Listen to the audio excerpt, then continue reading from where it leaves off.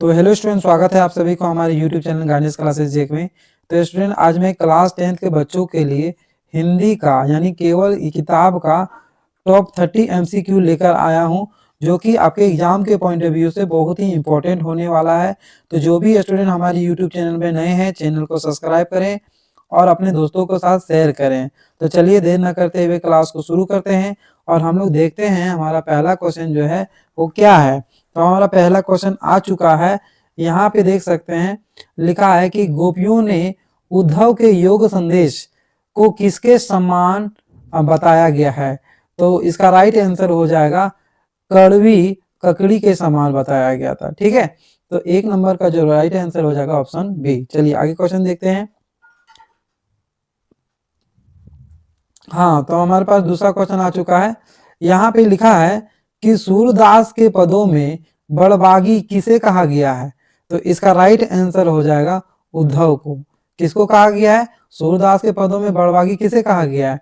तो उद्धव को। इसका राइट आंसर हो जाएगा ऑप्शन सी। चलिए आगे देखते हैं नेक्स्ट क्वेश्चन। क्वेश्चन नंबर 3 है, परशुराम के क्रोध को देखकर कौन जल के समान शीतल वचन बोले। ठीक है, क्वेश्चन क्या है? परशुराम के क्रोध को देखकर कौन जो है जल के समान शीतल वचन बोले। तो इसका राइट आंसर हो जाएगा राम। क्या आंसर हो जाएगा? राम। राम जो थे वो एकदम जल के समान शीतल वचन बोले थे। ठीक है, आगे देखते हैं क्वेश्चन नंबर 4। तो क्वेश्चन नंबर 4 यहाँ पे आगे हैं। यहाँ पे लिखा है राम लक्ष्मण परशुराम संवाद में कौशिक शब्द का प्रयोग किसके लिए हुआ है। ठीक है, तो इस क्वेश्चन का राइट आंसर हो जाएगा विश्वामित्र। क्या होगा? विश्वामित्र इसका जो है राइट आंसर हो जाएगा। ठीक है, तो क्वेश्चन फिर से पढ़ लेते हैं। राम लक्ष्मण परशुराम संवाद में कौशिक शब्द, कौन सा शब्द? कौशिक शब्द किसके लिए प्रयोग किया गया है? तो विश्वामित्र के लिए प्रयोग किया गया है। तो क्वेश्चन नंबर 4 हो गया। अब क्वेश्चन नंबर 5 में आते हैं। तो इस क्वेश्चन का राइट आंसर आप भी बता सकते हैं। उत्साह कविता में बादल किसका प्रतीक है? उत्साह कविता में बादल जो है वो किसका प्रतीक है? तो इसका राइट आंसर हो जाएगा क्रांति और प्रोष का। ठीक है, आगे देखते हैं। हाँ, तो यहाँ पे लिखा है अट नहीं रही है कविता में किस ऋतु की शोभा का वर्णन किया गया है। तो इसका राइट आंसर हो जाएगा वसंत। वसंत ऋतु की यानी फागुन महीना का जो है शोभा का वर्णन किया गया है। किस ऋतु का? तो वसंत ऋतु का जो है वर्णन किया गया है। आगे क्वेश्चन नंबर 6 हो गया। अब क्वेश्चन नंबर 7 में आ चुके हैं। तो यहाँ पे लिखा है बच्चे की तंदुरित मुस्कान मरे हुए व्यक्ति में भी क्या डाल देती है। तो इस क्वेश्चन का राइट आंसर हो जाएगा, यहाँ पे क्या आंसर हो जाएगा? जान। तो बच्चे की तंतुरित मुस्कान मरे हुए व्यक्ति में क्या डाल देता है? तो जान डाल देता है। इसका राइट आंसर हो जाएगा। आगे देखते हैं क्वेश्चन नंबर 8 आगे है। यहाँ पे लिखा है फसल कविता के रचयिता कौन है। फसल कविता के रचयिता कौन है? तो इसका राइट आंसर क्या होगा? नागार्जुन। क्या होगा? नागार्जुन। तो बच्चों आप सभी जो है अगर यदि आप सभी को पता है तो मेरे साथ साथ में आप सभी जो है आंसर को बताते जाइएगा। ठीक है, चलिए क्वेश्चन नंबर 9 में आ गए हैं। अब क्वेश्चन नंबर 9 में देखते हैं क्या लिखा है। संगतकार का स्वर कैसा होता है? ऑप्शन ए मधुर और कोमल, ऑप्शन बी भारी और गंभीर, ऑप्शन सी है कर्कश, क्या है? कर्कश, और ऑप्शन डी है बहुत धीमा। तो इसका राइट आंसर हो जाएगा भारी और गंभीर। ठीक है, इसका राइट आंसर क्या होगा? बी, ऑप्शन बी, भारी और गंभीर। आगे देखते हैं। तो यहाँ पे क्वेश्चन नंबर 10 आ चुके हैं। यहाँ लिखा है तार सप्तक यानी ऊंचा स्वर में गाते समय मुख्य गायक को कौन संभालता है। ठीक है, यानी ऊंचा स्वर में गाते समय मुख्य गायक को कौन संभालता है? ऑप्शन ए उसका आत्मविश्वास, ऑप्शन बी श्रोता, और ऑप्शन सी है संगतकार, और ऑप्शन डी है वाद्य यंत्र। तो इसका राइट आंसर हो जाएगा ऑप्शन सी, संगतकार जो होता है उसके गाते समय मुख्य गायक को संभालता है। ठीक है, आगे क्वेश्चन नंबर 11 है। नेताजी की मूर्ति पर सरकंटे का चश्मा किसने लगाया होगा। ठीक है, ऑप्शन ए आपका जो दिया है वो है हवलदार साहब ने, ऑप्शन बी पान वाले ने, ऑप्शन सी है किसी बच्चे ने, या ऑप्शन डी है कैप्टन ने। ठीक है, तो इसका राइट आंसर आप सभी हमें कमेंट बॉक्स पर बताइएगा कि इसका राइट आंसर क्या होगा। ठीक है, आगे देखते हैं। Question number 12। क्वेश्चन नंबर 12 है, हालदार साहब किस लिए कस्बे से गुजरते थे? फिर से पढ़ लेते हैं। हालदार साहब जो थे वो किस लिए कस्बे से होकर गुजरते थे? ऑप्शन घूमने के लिए, ऑप्शन सी जो है रिश्तेदारों से मिलने के लिए, ऑप्शन सी कंपनी के काम के सिलसिले में, या पान खाने के लिए। तो इसका राइट आंसर हो जाएगा कंपनी के काम के सिलसिले में वो जो है हालदार साहब कस्बे से होकर गुजरते थे। ठीक है, चलिए क्वेश्चन नंबर 13 में आ जाते हैं। तो यहाँ पे क्वेश्चन नंबर 13 देख सकते हैं, लिखा है कि बाल गोविंद भगत के गले में कैसी माला रहती थी? ऑप्शन ए सोने की, रुद्राक्ष की, तुलसी के जड़ों की, या मोतियों की। तो इसका आप सभी जो है राइट आंसर बता सकते हैं। तो इसका राइट आंसर जो हो जाएगा वो तुलसी के जड़ों की। ठीक है, तो तुलसी की जड़ों की जो है बाल गोविंद भगत गले में माला पहनते थे। ठीक है, आगे क्वेश्चन नंबर 14। बाल गोविंद भगत का बेटा कैसा था? बहुत चतुर था, सुस्त और भोला था, झगड़ालू था, या मेहनती था? इसका राइट आंसर आप सभी बता सकते हैं, है ना। कमेंट बॉक्स पर इसका राइट आंसर आप सभी बताइएगा। ये आपका SW के तौर पर है, कमेंट बॉक्स पर बताइएगा। चलिए क्वेश्चन नंबर हम लोग 15 में आते हैं। यहाँ पे क्वेश्चन नंबर 15 देख सकते हैं, लिखा है यहाँ पे नवाब साहब ने खीरे की तैयारी के बाद उसका क्या किया था? फिर से देख सकते हैं आप क्वेश्चन क्या है, नवाब साहब ने खीरे की तैयारी के बाद उसका क्या किया गया? सुनकर उसको क्या कर दिया था? फेंक दिया था, है ना। इसका राइट आंसर हो जाएगा ऑप्शन सी। क्वेश्चन नंबर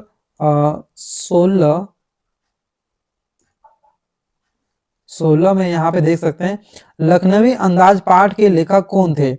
लखनवी अंदाज पाठ के जो लेखक थे वो कौन थे? यशपाल थे। कौन थे? यशपाल। ठीक है, क्वेश्चन नंबर 16 था ये। क्वेश्चन नंबर 17 हम देखते हैं। फादर कामिल बुल्के की मृत्यु किस रोग से हो गया था? फादर कामिल बुल्के की मृत्यु जो है वो किस कारण से हुआ था? तो इसका राइट ऑप्शन ए है कैंसर से, टीबी से, या जहरबाद गैंग्रीन से, या हार्ट अटैक से। तो इसका राइट आंसर हो जाएगा जहरबाद गैंग्रीन से हो गया था। ठीक है, आगे देखते हैं। Question number 18। फादर बुल्के राष्ट्र भाषा के रूप में किसे देखना चाहते थे?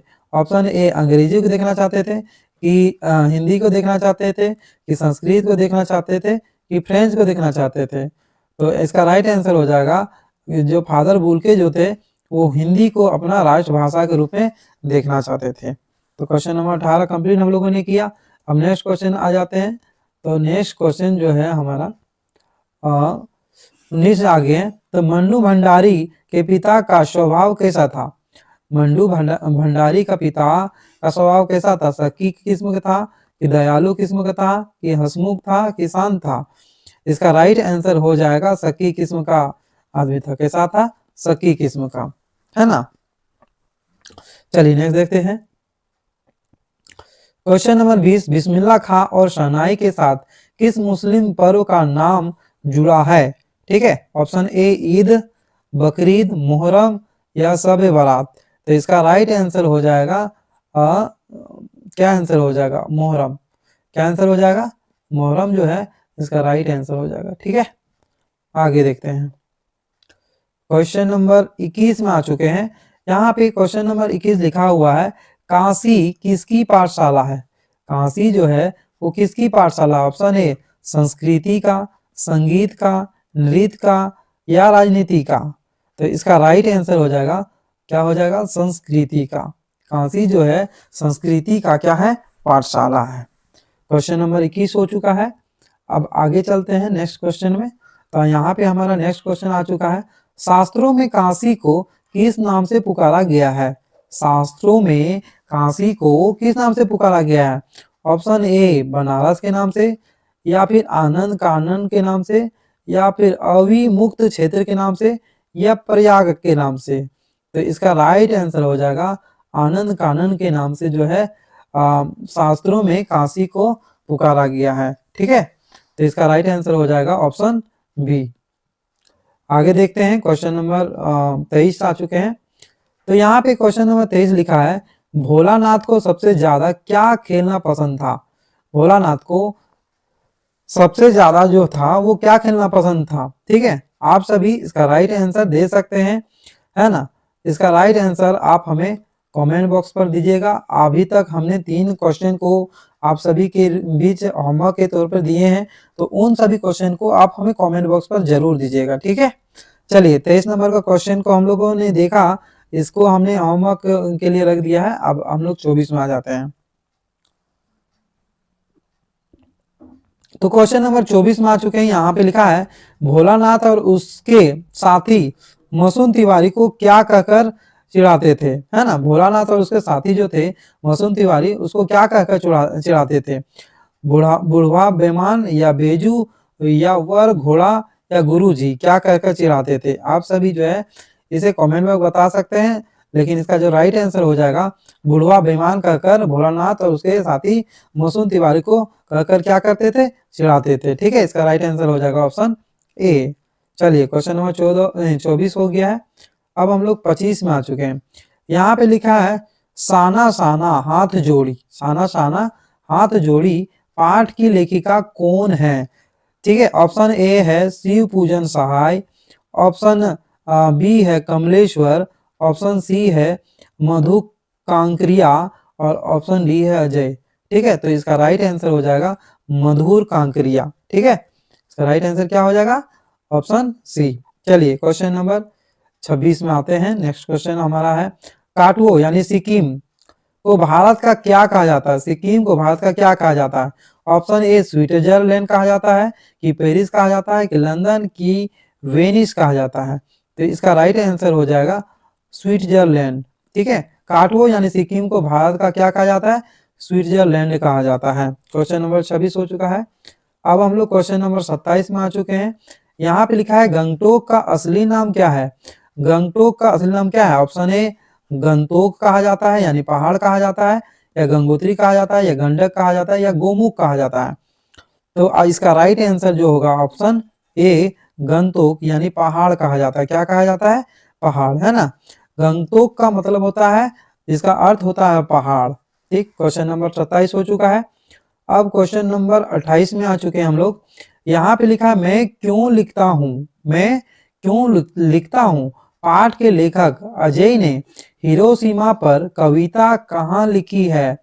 ठीक है, मैं क्यों लिखता हूँ पाठ के लेखक जो थे वो हिरोशिमा पर कविता कहाँ लिखी है? ऑप्शन ए जापान में लिखी है, कि भारत लौट कर रेलगाड़ी में लिखी है, कि हवाई जहाज में लिखी है, कि होटल में लिखी है? तो इसका राइट आंसर आप सभी बता सकते हैं, है ना। इसे भी आप सभी को कमेंट बॉक्स पर छोड़ दें, या फिर बता देना छोड़ देते हैं। ये इसका भी आंसर जो है आप सभी हमें कमेंट बॉक्स पर बता सकते हैं। ठीक है, चलिए क्वेश्चन नंबर 28 को आप सभी के लिए हम होमवर्क के लिए रख दिए हैं। आगे देखते हैं क्वेश्चन नंबर 29। तो हमारा क्वेश्चन नंबर 29 आ चुका है, कि हिरोशिमा कहाँ स्थित है? ऑप्शन ए चीन में, अमेरिका में, जापान में, या फिर रूस में? तो इसका राइट आंसर हो जाएगा ऑप्शन सी, जापान में जो है हिरोशिमा स्थित है। चलिए आगे क्वेश्चन देखते हैं। नेक्स्ट क्वेश्चन यानी 30 क्वेश्चन आ चुके हैं। लेखक अजय ने अपने आप को किसका भोगी मानते हैं? अपने आप को किसका भोगी मानते हैं? सुख का भोगी मानते हैं, कि दुख का, कि हिरोशिमा के विस्फोट का, या प्रकृति का भोगी मानते हैं? तो इसका राइट आंसर हो जाएगा हिरोशिमा के विस्फोटक का जो है विस्फोट का अपने आप को क्या मानते हैं? भोगी मानते हैं। ठीक है, तो ये सभी क्वेश्चन जो है आपसे आपके एग्जाम के पॉइंट ऑफ व्यू से बहुत ही इंपॉर्टेंट था। अगर यदि आप सभी को हमारा वीडियो या फिर पढ़ाई जो है अच्छा लगता हो, तो आप हमें हमारे YouTube चैनल पर बने रहें, और अगर यदि चैनल पर आप सभी नए हैं तो चैनल को सब्सक्राइब करें, और अपने दोस्तों के साथ शेयर जरूर करते हैं। इसी तरह का वीडियो हम आप सभी के बीच हम लाते रहेंगे।